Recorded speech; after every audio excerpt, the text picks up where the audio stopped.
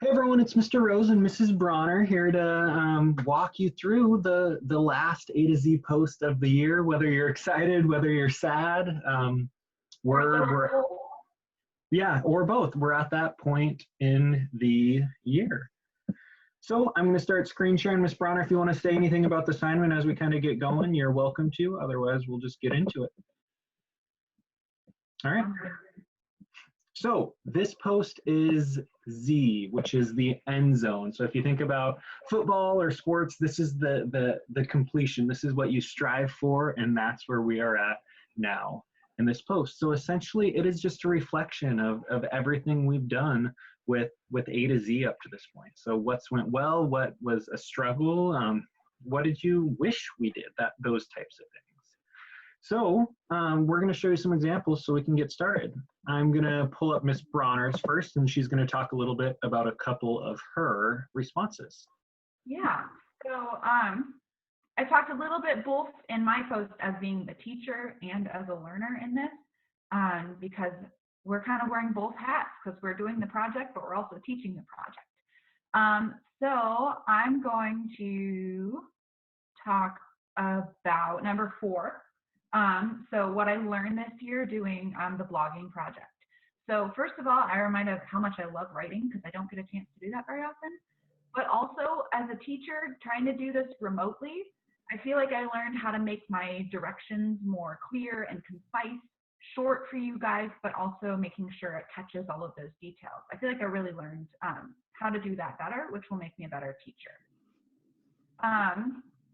And then I want to make a note on the last one, which asks for anything that you guys would want to change about this project in the future. This is a really important question. Please be honest.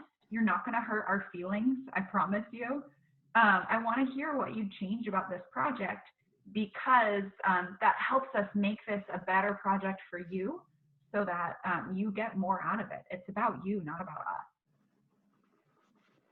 Absolutely. So you can see Miss Bronner did it in list form, just like I did, but please note, this isn't a quick response. It's numbered, but it's thorough, it's IQIA. You can tell what she's talking about based on her response, and we expect that from you as well. So now we're gonna go into mine. First of all, I start with we made it, we're here, we're doing it. And so I wanna highlight a couple of the things. First of all, for me, number 3, and remember question number 3 is it's largely independent. We give you instructions, but you're doing it on your own. And so I talk about how as a teacher, that was a little bit of a challenge as well. Having to balance all of this work without being at school was tough for me. Having to come into this office in the morning and work on stuff without a bell schedule or planning period or core flex was tough for me. I struggled with keeping up with all of this. However, you know, I think I did okay. And if I were to do it again, I would definitely give myself a better schedule to follow.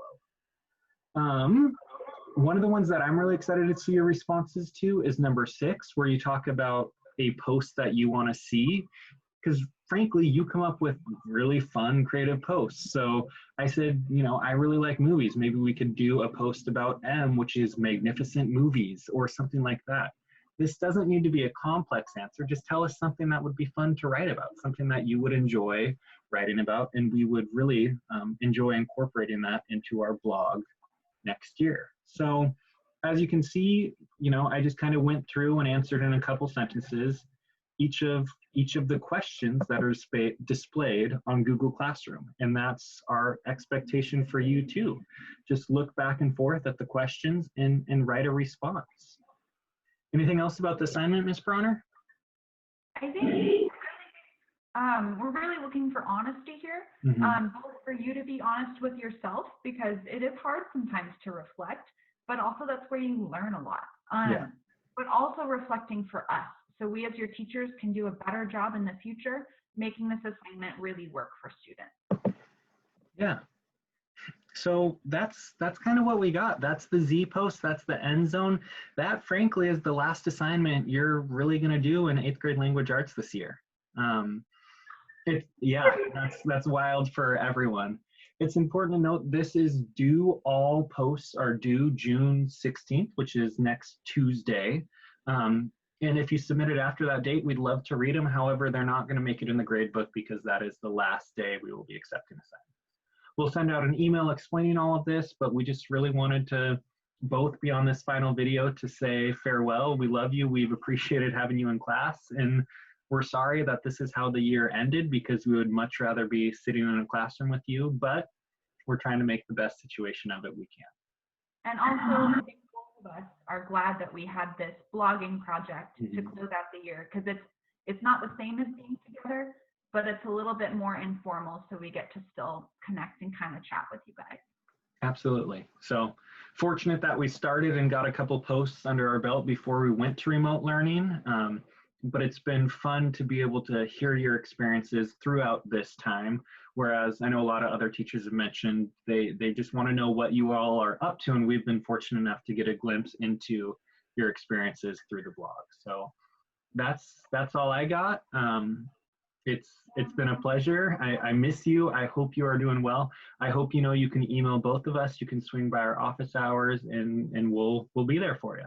Yes, we love you. We miss you. Sad but happy that the year is ending. Yeah. All righty. Thanks, y'all. Let us know if you have any questions, if you need anything, and we'll see you next year walking the halls at CJH.